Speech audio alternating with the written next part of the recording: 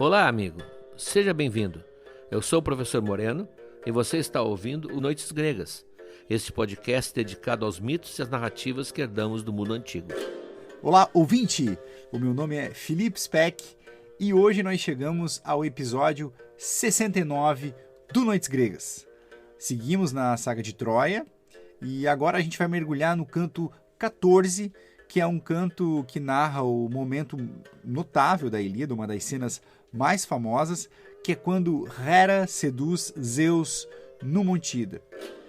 A gente já narrou essa história outras vezes aqui, mas foi sempre en passant, no geral, como uma referência para outros mitos. Só que hoje a gente vai entender o que estava acontecendo na guerra naquele momento, vai falar um pouco mais sobre a luxúria por trás deste episódio e especialmente como outros deuses também se envolveram. A Afrodite e o Poseidon e o Hypnos também estão nessa trama. Eu quero aproveitar e mandar um abraço meu e do Moreno para o pessoal do Porta dos Fundos, que a gente não os conhece ainda, infelizmente, mas eles fizeram uma sketch, não sei se vocês viram, sobre o momento em que Zeus, Poseidon e Hades fazem aquele sorteio para ver quem fica com cada um dos domínios, os céus, mares e subterrâneo. O Gregório fez um excelente Hades, tem um belíssimo roteiro da Juliana Correia também. Enfim, obrigado, parabéns, né? Aliás, se quiserem trocar uma ideia com a gente, é só dar um alô. Quando saiu esse episódio do Porta dos Fundos, muita gente mencionou o podcast nos comentários e tem muito ouvinte novo chegando por aqui. Então, para você que é novo ouvinte, seja bem-vindo às Noites Gregas. Vou fazer até um pequeno guia de iniciação aqui. Você pode começar o podcast por onde quiser. Pode ser do primeiro, lá onde a gente explica o que é um deus e depois segue uma ordem, né? A gente fala de todos os deuses, fala do Hades, fala dos heróis, e a gente vem contando já uns 20 episódios, mais ou menos, toda a saga de Troia. Então, maratonar, assim, é uma boa forma de construir um conhecimento sólido, digamos assim, sobre a mitologia, mas cada episódio tem a sua própria história, então você pode começar por aqui mesmo, né? Eu até acho que é uma boa ideia começar por aqui, porque esse episódio está levemente travesso, vocês vão ver. Divirtam-se!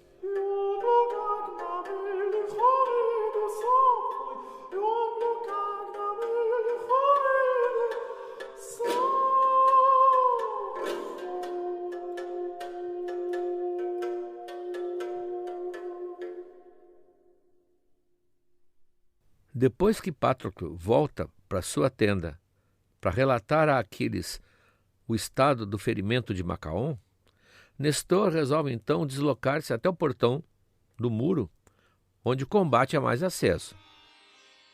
O que ele vê é desesperador.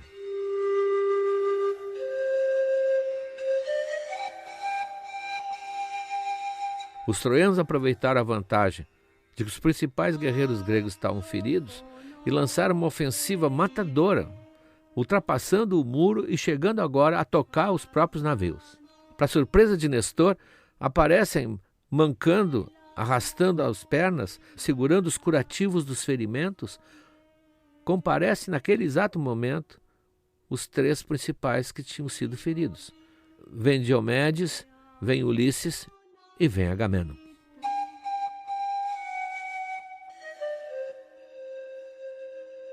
O Agamemnon exprime um sentimento geral daquele momento. Há muito tempo ele vem dizendo que Zeus tinha abandonado os gregos. E agora ele está convencido de que eles estarão perdidos se não conseguirem escapar daquela armadilha. A sugestão dele é muito simples. Nem todos os navios tinham conseguido lugar naquela praia. Então muitos deles estavam ancorados lá fora, além da arrebentação. Ele sugere que eles, pouco a pouco, retirem os navios da terra, onde estão, e se conseguirem segurar os troianos até o anoitecer, eles aproveitem então para simplesmente levantar as velas e rumar de volta para a Grécia. Seria uma retirada noturna estratégica, sem honra, mas com vida.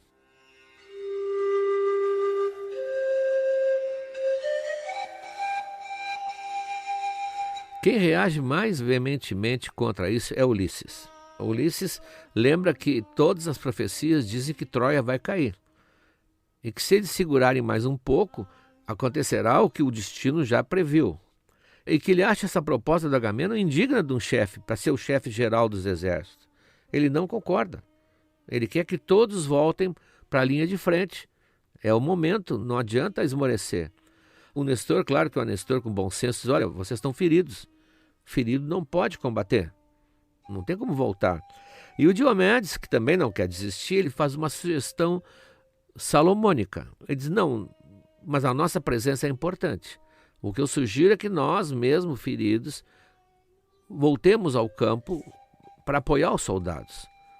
A nossa presença é importante. Nós não vamos lutar, não podemos. Eu estou com o pé assim, Ulisses está com um ferimento profundo aqui na costela, Agamenon também não consegue mexer o braço, mas a nossa presença vai mostrar que nós não desistimos e isso vai incutir com certeza uma energia que nos permitirá ganhar tempo, porque tempo é que é importante. A profecia um dia vai se realizar.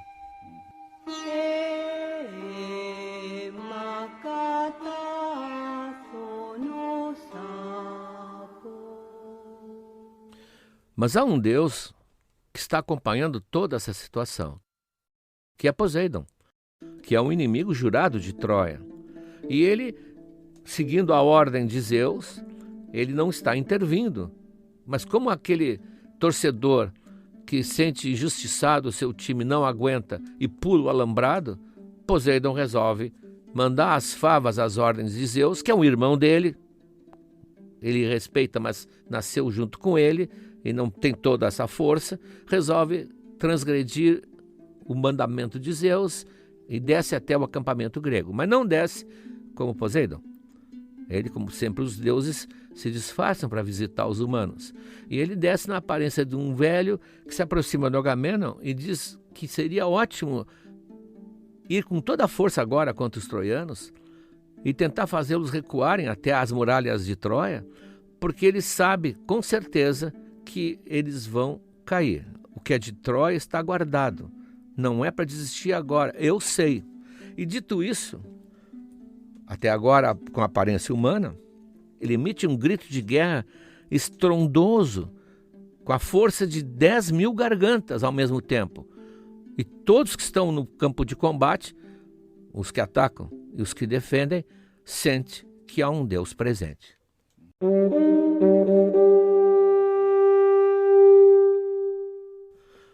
Ora, aquele grito também não passou despercebido lá do Olimpo por ouvidos muito importantes. Hera, que estava se segurando para não invadir o gramado também, que estava sentado no seu trono de ouro lá no Olimpo, que não tirava os olhos da planície, agora o exemplo do irmão dela, porque Poseidon é irmão dela, e também é cunhado, porque ela é casada com Zeus, que é irmão de todo mundo. Naquela confusão do Olimpo, ela resolve também fazer o que ela pode para ajudar os gregos. E ela vai atuar noutro campo. Lá de cima do Olimpo percebe, lá no alto do Monte Ida, aquele monte onde Zeus está sentado, que domina a planície, bem perto da cidade de Troia, ela percebe que Zeus está lá e ele é o seu alvo nesse momento. Ela vai fazer a ele uma visita toda especial.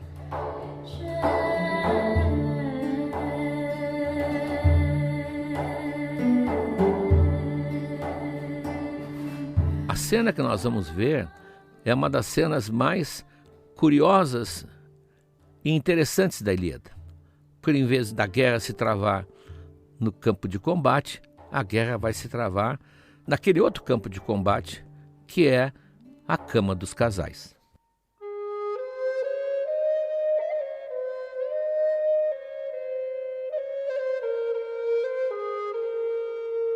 Mas para que a gente entenda bem, é necessário lembrar, porque a gente esquece, que Hera era belíssima. Era uma mulher fascinante e belíssima. A tradição de Roma, que depois trocou o nome para Juno, é que deu a ela aquele ar de matrona assexuada, que a gente imagina sempre como uma severa controladora do mau comportamento dos casamentos. Não. Tem que lembrar, por exemplo, que lá no começo de toda a saga de Troia, ela estava disputando com Afrodite, com Atena, o título da mais bela deusa. Ela era bonita, bela e sabia que era. Isso fica bem claro em episódios que nós já tratamos aqui. No episódio 9, que é dedicado a Hera, se vê que ela era vingativa, que ela era uma esposa ciumenta, descontente, até com razão, que ela era esposa ciumenta e descontente, mas era sempre considerada uma das mais, não a mais bonita das deusas. Talvez não tivesse o sex appeal da Afrodite, mas nós vamos ver que, como toda mulher, ela não é uma pessoa de uma face só.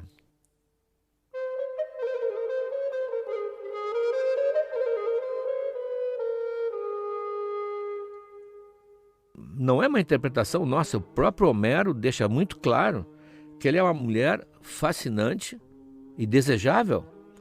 O poeta Calímaco, por exemplo, que trata de uma parte pouco conhecida da vida do casal real, que foi o namoro de Zeus e de Hera, diz que ele levou 300 anos para conquistá-la. Claro, 300 anos para nós parece muito, mas nós sabemos que o tempo dos deuses não é assim tão grande. Mas, de qualquer maneira, levou muito tempo para conquistá-la. E isso que ele era o grande conquistador, e teve várias mulheres, várias esposas também antes dela, e ela era, acima de todas elas, a que ele mais desejava. O hino dedicado a Hera, daqueles hinos homéricos, assim chamados, embora não tenham sido escritos por Homero, o hino dedicado a ela, se vocês olharem as versões em vários idiomas, ela é sempre apontada como a rainha imortal, dona de uma beleza inigualável, ou dotada de suprema formosura, ou aquela que a todas supera em sua beleza. Portanto, ela é uma beldade. Parece que ela estava ocupada na Ilíada em outras coisas, mas agora as armas vão ser postas na mesa. Além disso, ela não era nenhuma santinha, como Roma talvez tenha feito Juno parecer. Ela era uma mulher como todas as mulheres. Ela tinha uma beleza majestosa, ela tinha o porte de rainha, mas também tinha a sedução, o encanto, a libido, digamos assim, de uma mulher normal. Só que não se fala sobre isso. Na história do namoro dela com Zeus, por exemplo, foi registrado sempre que ele a cortejou durante 300 anos, digamos assim, e os dois não aguentaram esperar o casamento e tinham relações escondidas na família. Portanto, foi uma jovem moderna nesse ponto. E mais, e aqui eu não preciso dizer para tirar as crianças da sala, porque só os adultos vão entender. Alguns autores do passado mencionam uma famosa pintura que mostrava ela com a cabeça apoiada no colo de Zeus, comportando-se, como sempre, com a educação e refinamento de uma rainha, pois jamais cuspia o que ele lhe punha na boca, se bem me entendem.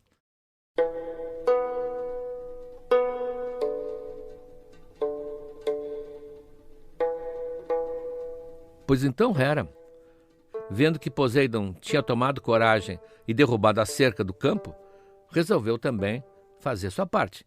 Ela decide ir até o monte Ida, onde está Zeus, toda arrumada, toda montada, como diria minha filha, para despertar em Zeus, aí é Homero que fala, o desejo de dormir amorosamente abraçado no seu corpo. Ela vai seduzir Zeus. E depois o seu plano é fechar os olhos dele num sono aconchegante e reparador, porque enquanto ele dormir, Poseidon vai estar livre para incentivar e ajudar os gregos lá na planície.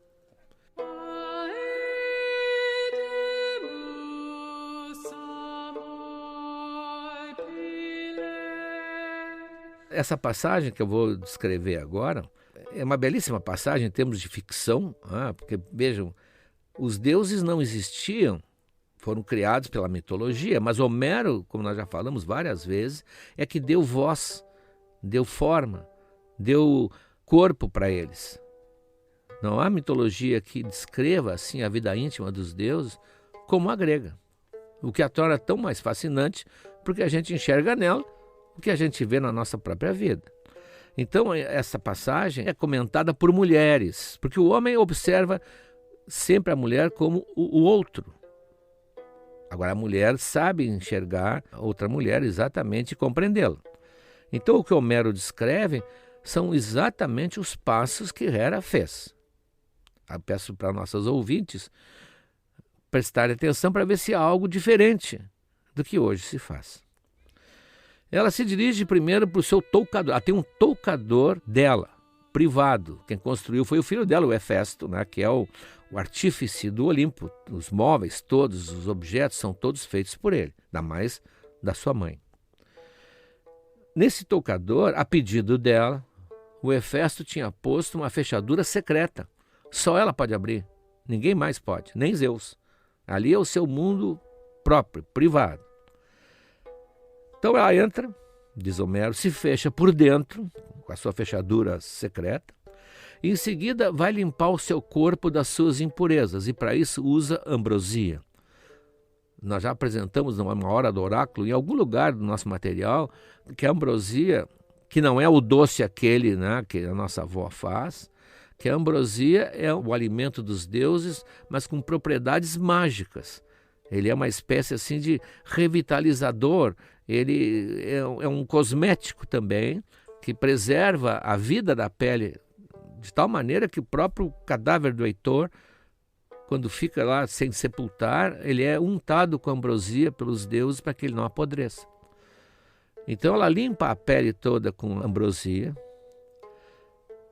depois unta a pele com um suave óleo, que tem um perfume feito só para ela, e um perfume tão maravilhoso que sempre que ela atravessa o palácio de Zeus caminhando, diz Homero, um suave aroma se espalha pela terra e pelos céus.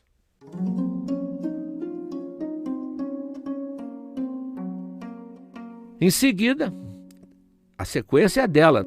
As nossas ouvintes podemos dizer se é uma sequência adequada. Em seguida, ela penteia os cabelos e com as próprias mãos ela faz 2 tranças luzidias que pendem, diz o Homero, belas e divinas da sua fronte eterna. Feito isso, veste uma túnica divina que a própria Atena teceu e cortou. Porque a Atena, assim como Hefesto é o artífice do Olimpo, a Atena é a artífice artística. As coisas artísticas são de Atena. Móveis e utensílios e objetos são de Hefesto. São, nesse ponto, 2 deuses que têm uma mesma área, teriam o mesmo sindicato, digamos assim, pertence ao sindicato dos artesãos.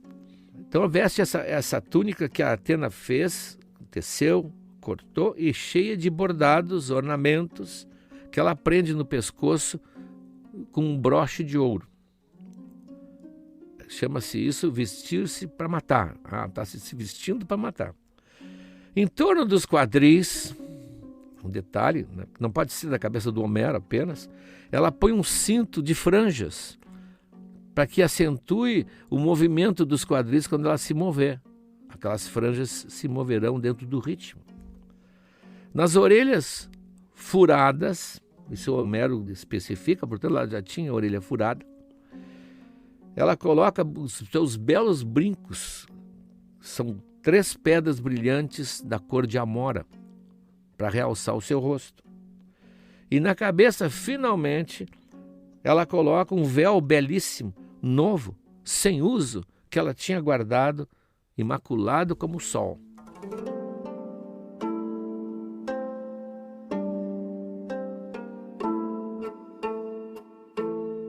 Por fim, nos elegantes pés, ela amarra delicadas sandálias. E assim, pronta e arrumada, ela sai do toucador, fecha a porta e chama Afrodite à sua presença para uma conversa reservada. Uma antropóloga italiana que eu admiro muito, a Giulia Sissa. Sissa é com S-I, 2 S-A. Ela examina essa cena e diz que Hera aqui é uma mulher humana. Limpa as impurezas do corpo, hidrata e perfuma a pele, penteia ela própria o seu cabelo, tem a orelha furada para pôr brinco, aumenta a sedução do rebolado com cinto de franjas, escolhe as roupas mais novas e mais bonitas e sedutoras, realça seus pés com sandálias elegantes. Ela conhece as artes da sedução. Ela chama Afrodite que vem ligeirinho, porque Afrodite, como todas e todos no Olimpo, sentem a superioridade de Hera. A Hera não é qualquer uma. A Hera talvez tenha mais poder do que Poseidon. Por várias razões, os antropólogos inclusive explicam. Primeiro que ela é da primeira geração de deuses do Olimpo. Ela pertence àquele grupo inicial do qual faz parte o Zeus, o Hades, o Poseidon. Ela pertence àquele grupo. Mas ela também, como falam nos bastidores do Olimpo, ela é a mulher do patrão. Então a Afrodite vem para saber o que é que ela quer. Podes me ajudar, querida, num pequeno problema? Ou o fato de eu querer a destruição de Troia te impede de me auxiliar? Entre a Hera e a Afrodite há um veneno. Enquanto Hera quer destruir Troia, a Afrodite é uma defensora de Troia, porque lá está o seu filho, o Enéas. Ora, me diz o que precisas, e farei, se eu puder, o que tu mandares. Aí a Hera, manhosa, armou uma narrativa, porque ela quer conseguir de Afrodite algo sem revelar para que ela quer. É evidente que ela vai revelar o seu verdadeiro propósito. Então ela diz, olha, amiga, eu vou lá nos confins da terra, seja lá onde for, visitar Oceano, meu padrinho, e Tétis, minha madrinha. Não é a Tétis, mãe de Aquiles. Essa realmente foi o casal que acolheu Hera depois que ela nasceu e foi salva por Zeus até que ela crescesse. E eu vou visitá-los porque eles não dormem um com o outro há muito tempo. E agora vêm brigando. Eu acho que se eu convencê-los a se juntarem de novo na cama, o amor vai voltar entre eles. Hera era a deusa do matrimônio, portanto ela sabia o que estava falando. Se eu levasse escondido comigo o teu cinto mágico, pode ser até que eles se engatem de novo.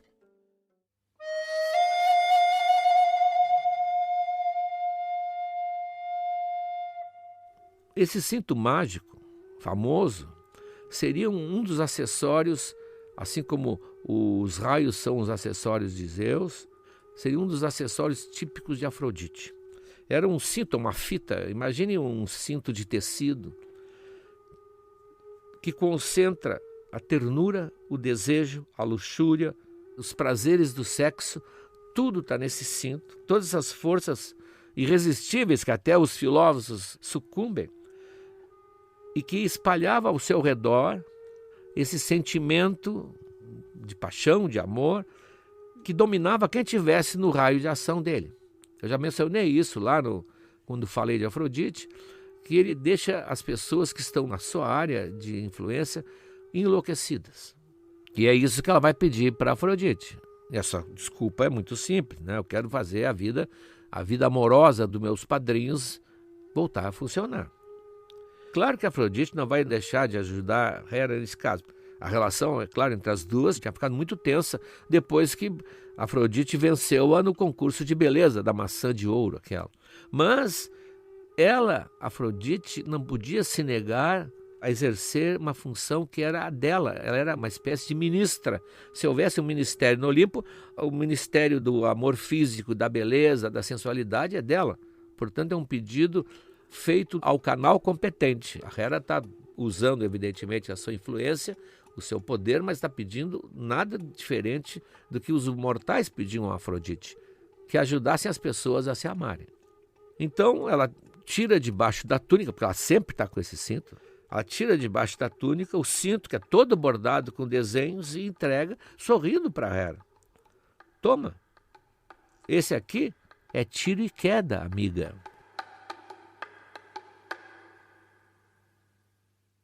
Todos nós conhecemos as flechas certeiras do Eros, o filho de Afrodite, né? Ele fere o nosso coração, fere o coração dos enamorados. Mas a mãe, pelo que estamos vendo, tem um equipamento muito mais sofisticado. É uma espécie de Wi-Fi erótico, que deixa apaixonado quem entrar nessa área de abrangência.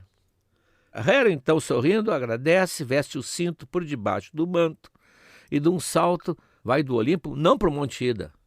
Tem outro lugar antes, porque ela não vai facilitar. Ela tem uma missão, ela tem um desejo e vai fazer tudo o que puder para realizá-lo. Além dela estar deslumbrante, produzida no máximo da sua beleza, ela já conseguiu a ajuda do cinto mágico de Afrodite e ainda mais vai conseguir a ajuda de um aliado importantíssimo. Então ela sai do Olimpo e vai até Lemnos. E lá em Lemnos vai falar com Hypnos. Hypnos, nós sabemos, é o deus do sono. Já fizemos até uma hora do oráculo sobre ele. Ele é o pai do Morfeu, que é um dos deuses do sonho. Não confundir o sonho com o sono. Então vai falar com Hypnos, porque dentro dos seus planos está fazer Zeus dormir.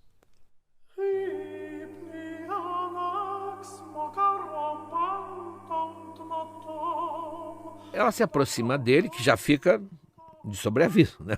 Hera se aproximando, boa coisa não é. Mas ela vem muito doce, pega a mão dele muito cordialmente e diz, olha, oi Hypnos, tu já me fizeste um dia um grande favor, agora eu te pedi outro, que não é muito mais difícil não. Que é o seguinte, depois que eu tiver feito amor com Zeus, faça com que ele pegue no sono, ok? Claro, não é de graça, eu sei, né? Não trabalha de graça, eu te dou de presente um belo assento todo de ouro, é quase um trono, feito pelo meu filho, o Hefesto. E ainda vou incluir nesse pacote um belo banquinho para descansar os pés. Hypnos, que já estava pronto para pular, agora vai com mais vontade ainda de correr dali. Não? E disse, olha, veja bem, se fosse qualquer outro deus do Olimpo, até eu podia te ajudar. Mas de Zeus, olha, eu não chego nem perto, a não ser que ele peça. Já fiz uma besteira, lembra? Eu atendi um pedido semelhante teu quando tu querias afundar o navio de Hércules e fiz Zeus adormecer. E tu aproveitasse para provocar uma terrível tempestade do mar e quando ele acordou, deve lembrar, né? Ele quase me joga para sempre no abismo infinito. A sorte é que eu tinha ido me refugiar com a Noite, que é minha mãe, e Zeus respeita muito a mãe. E eu escapei por muito pouco. E tu não vem me pedir agora a mesma coisa, né? Desculpa, Hera, mas tô fora dessa. Mas Hera, claro que não ia desistir, e adoça mais a voz ainda, e ela sabe como chegar no coração do Hypnos. Amigo, não é a mesma coisa. Naquela vez, Zeus ficou furioso porque era o Hércules, era o filho dele. Mas agora, por favor, tu acha que ele vai se incomodar por os míseros troianos? Aí, vendo que o Hypnos começou a hesitar com esse argumento, aí vai dobrar o prêmio, triplicar o prêmio. E tem mais, caro Hypnos. Eu também vou te dar, como esposa, uma das 3 graças. Qualquer uma. Escolhe. Bom, aí o jogo ficou duro, né? As 3 graças são aquelas 3 belíssimas jovens que são auxiliares de Hera. Sempre aparecem em esculturas, em pinturas, as 3 deslumbrantes. E obedeceriam a Hera o que ela dissesse. Aí Hypnos tremeu. Na verdade não tremeu, ele ficou exultante, né? Porque ele disse, tá bem, então jura solenemente, Hera. Não é que eu desconfie de ti, mas jura pelo Styx, que é por onde os deuses juravam, que vais me dar a Pasiteia de presente. Eu sempre fui apaixonado por ela. Sempre. Óbvio, Hera jurou na hora, e então partiram os dois sorrateiramente em missão. Não podiam ser vistos por Zeus, é claro. Foram até o sopé do Monte Ida, e lá o Hypnos, que tem asas, né? O deus do sono também tem asas, se encarapitou no topo do mais alto pinheiro, quieto, escondido entre as folhagens, como se fosse um pássaro no seu ninho. Então, Hera aparece no topo do monte.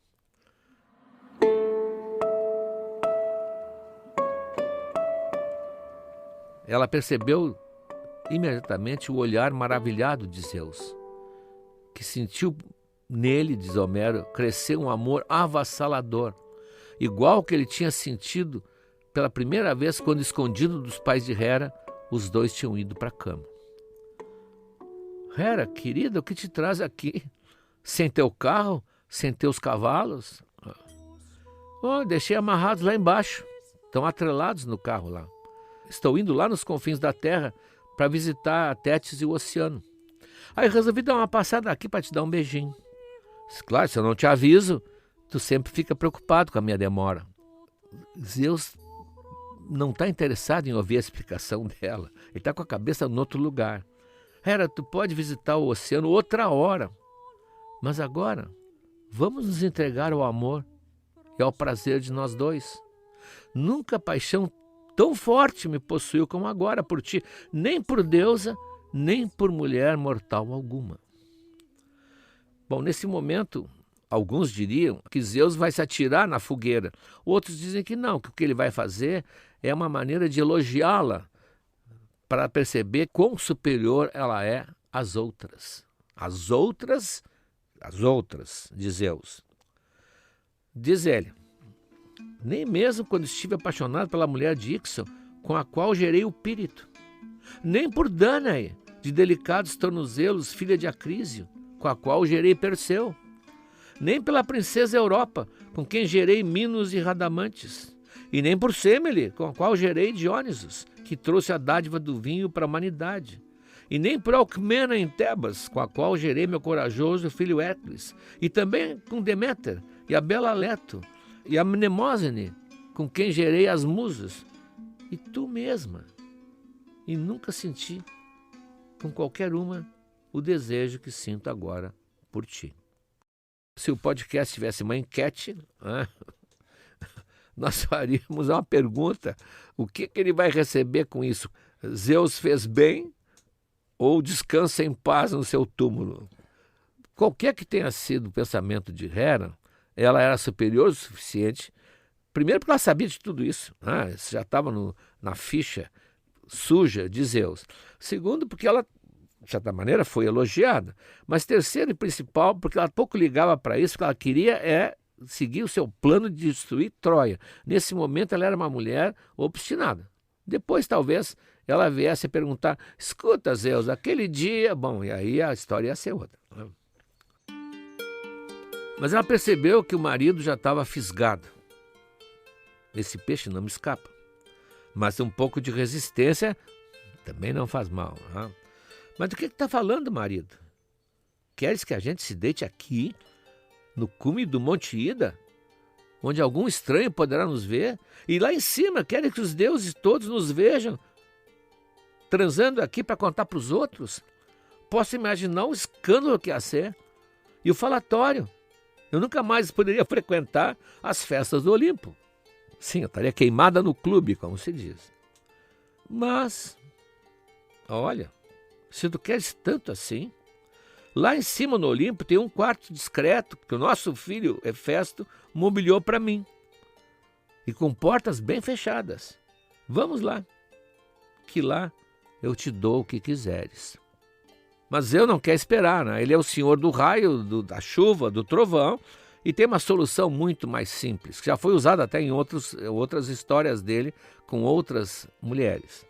Hera, meu bem, não precisa ter medo que algum deus ou homem possa nos ver.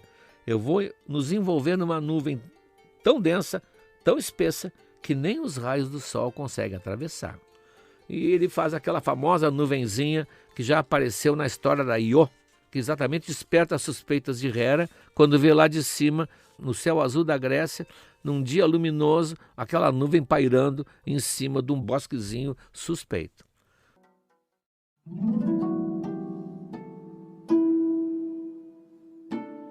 Sem mais palavras, ele envolve Hera num abraço, enquanto da terra brota um tapete de tenra relva, todo ornado de flores de açafrão e de jacinto, espesso e macio, pronto para receber os corpos do casal todo-poderoso. Bonita passagem, o planeta se curva. Quando Zeus rapta a Europa no mar, os animais do mar formam um cortejo para acompanhá-lo. É o senhor do Olimpo. Agora, quando ele vai se ajoelhando com a Hera no chão, o próprio solo se prepara e faz uma espécie de leito perfumado de flores e de folhas para recebê-los. E ali eles se apressaram em deitar, enquanto sobre as suas cabeças se fechava uma vaporosa nuvem dourada, onde brilhavam gotas de orvalho cintilantes. E foi assim, embalados pelo prazer, que o senhor do Olimpo, com a ajuda de Hipnos, caiu num sono suave nos braços de sua mulher. Segundo alguns antropólogos, inclusive, esse mito tenta explicar por que alguns homens viram para o lado e caem no sono imediatamente.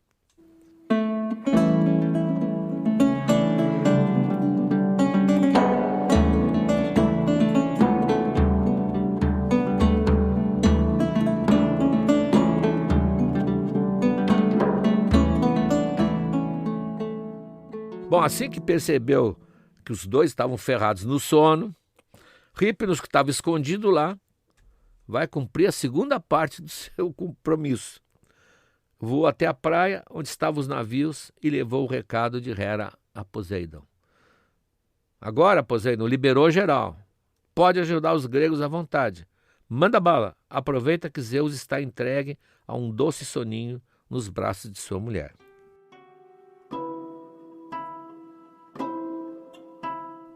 Quem já maratonou o nosso podcast deve ter ouvido falar dessa história várias vezes.